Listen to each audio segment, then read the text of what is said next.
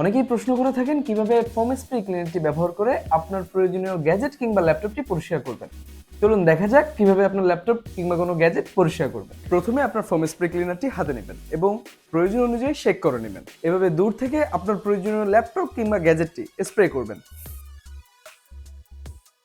Spray করার কিছুক্ষণ পরে একটি কাপড় বা টিস্যু নিয়ে আপনার প্রয়োজনীয় ল্যাপটপটি পরিষ্কার করবেন। দেখুন একদম নিট অ্যান্ড ক্লিন।